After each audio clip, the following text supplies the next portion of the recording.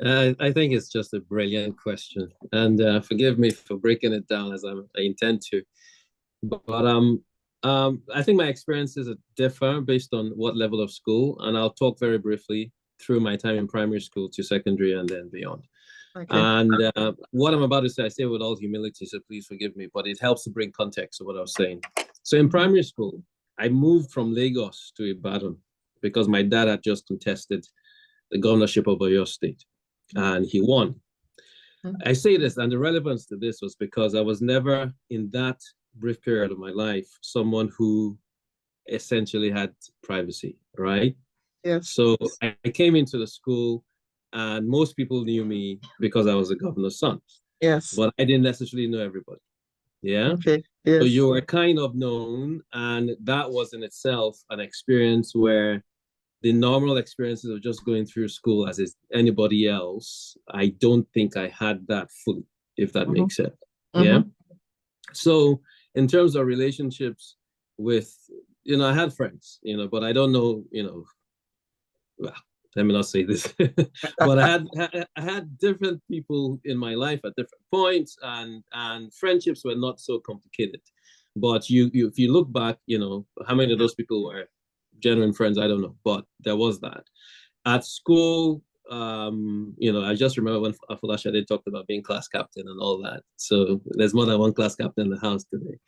I had those experiences as well.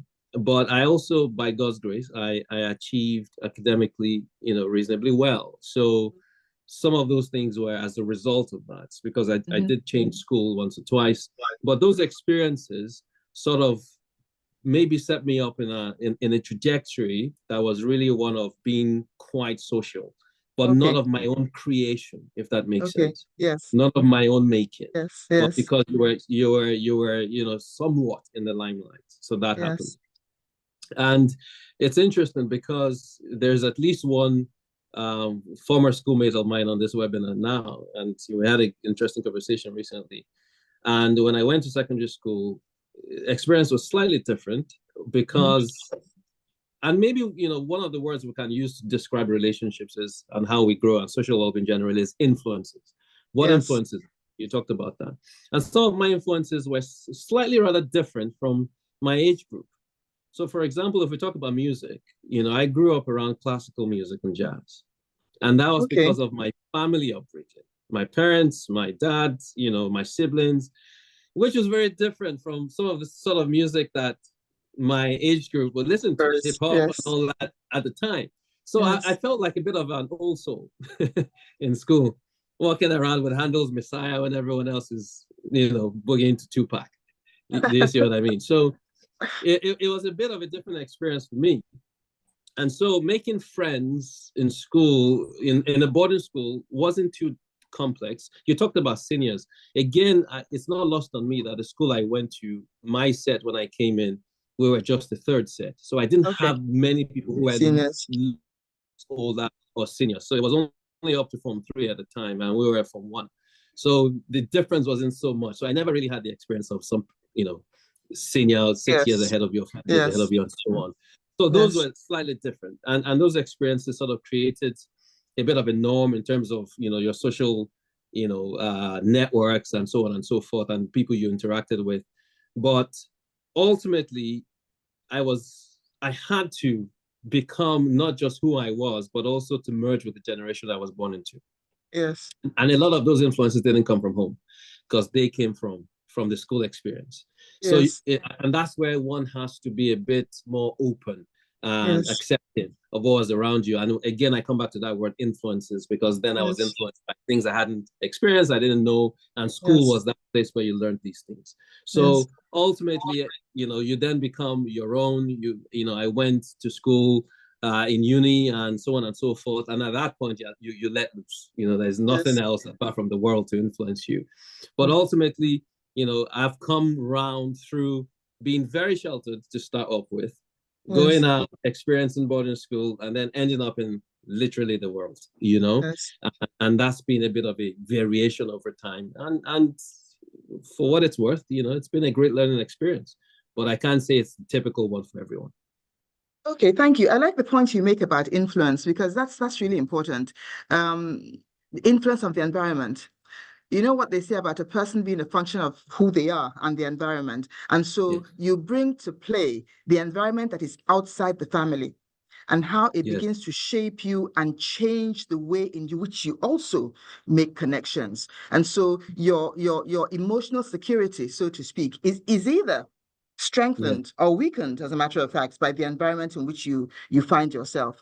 One of the things that I didn't mention, specifically by name, which I would like Teniola, in answering his question, to also address, is bullying. Because bullying is largely from vertical relationships, from seniors bullying juniors and getting away with it. Not that peers can't bully, but generally speaking, it's about somebody who feels they have more power and control. So when you talk to us about school and your vertical relationships in school, so to speak, can you also talk about bullying and the effect you think it might have on the way on the social well-being of younger people? Thank you. Thank you. I think absolutely good.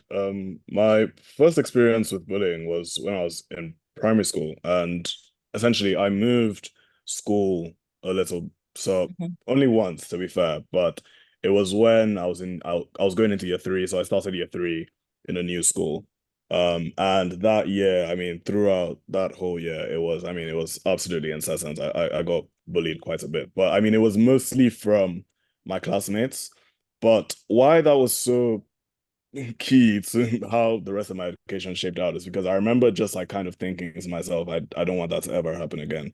And so from then on, it was kind of just more thinking about things and my social interactions from the standpoint that I'm never going to be bullied again. It's not going to happen. But instead of it then becoming more of kind of, okay, I'm just going to sit still and be quiet and hopefully everyone would ignore me and then they will never bully me. It's more so I'm going to get in your face. I'm going to tell you that I'm not a pushover. You're not going to be able to Yes. bully me, that sort of thing. And why that became a problem, sadly, was that when I then got to secondary school, sometimes with teachers, when I felt like they were being particularly pointedly, picky on me, I would let them know. And so, that turned into a problem because then, you know, I myself not being particularly intelligent about it would then sometimes be disrespectful about it. And then that just created a problem for me in terms of how I was then perceived, particularly in the context of that relationship. I got better with it with age in terms of as I kind of went through secondary school, I became slightly better with this and understanding that, okay, I need to be a bit more smart in terms of just how I interact, especially with teachers. But then the sad part about that is that it didn't take a whole lot to set me off, generally speaking. So, for example, I had a teacher, a particular teacher who taught me physics, and it made all the worse by the fact that I didn't like physics very much. And he brazenly, I mean, willfully lied in my parents' conference.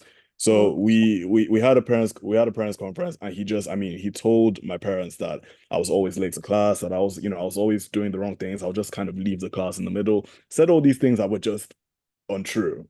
Like they were just really, really untrue and really, really hurtful. And I just didn't quite understand why he had come to my parents' conference. I just decided to lie. And so things like that didn't make it easier with me thinking, nah, I've been wronged and I have to show that I'm not someone who's going to accept that sort of, wronging, obviously, because I've been bullied before. And so it was a very, very difficult thing to navigate. And to be honest, I think it's a difficult thing which I'm still navigating because I'm still, in many ways, the kind of person who, at the slightest hint of something which looks to me like either disrespect or being ignored or being treated wrongly, it can really, unless I try and keep it in check by the help of God, because my faith is important to me as well, Yes. I can really, really react to it really negatively. So that Okay. is the experience I've had with bullying and kind of how it's affected my social interactions, especially in school and with. Okay. A number of points that you've made, which for me really speak to this social wellness thing. One is the idea of being intentional and taking decisions. You decided that you were not going to take it anymore. And so there's a character formation right there that might not have gone that way if it wasn't for the bullying. And so sometimes you actually think that bullying with the right response can be a positive thing because it made you learn to stand up for yourself. The other thing that occurs to me as you spoke was that your relationship with your parents, that particular connection is what therefore determines whether they believe the teacher or not over you. And so those relationships are very important, because in situations where there is doubt cast upon your behavior, it is whether they believe in you or not that determines how they will respond. And so their response will either trigger worse things if they don't believe in you and you are telling the truth, or simply validate you to yourself and increase your own emotional security. And I like the fact that you talk about our own responsibility, taking responsibility, therefore, for our own actions, because this is really what it's about at the end of the day. Our social well-being is not totally dependent on other people. It's dependent on our own responses and our reactions to our life's experiences, you know. So now that we've talked about these things, how can we as a society encourage better intergenerational experiences, particularly in school? And this will go to parents, Ayobami and Afolashade, because you see, school is the foundation of when we begin to have ambition. And if the experiences we have in school are not positive, we may lose ourselves at that point. So how do you think we as a society, as a high power distance society, as a patriarchal society, a society that thinks children should be seen and not heard, how can we change the way in which schools are run and let children have a voice in a safe space? Afolasha, did you want to start? Okay, yes.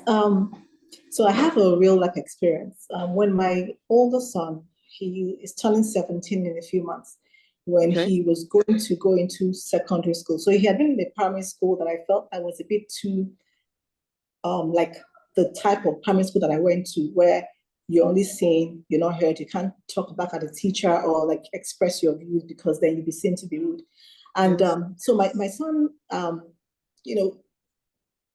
was and it was a bit emotional for me when I did a school tour, and I said, okay, I was going to go to the school, and I thought that when I get there, I would know, my spirit will tell me if it's my child's school. So I'd gone to this particular school, and I said to the teacher that I met that took me, and I said, you know what? I need a school that will let my son be himself.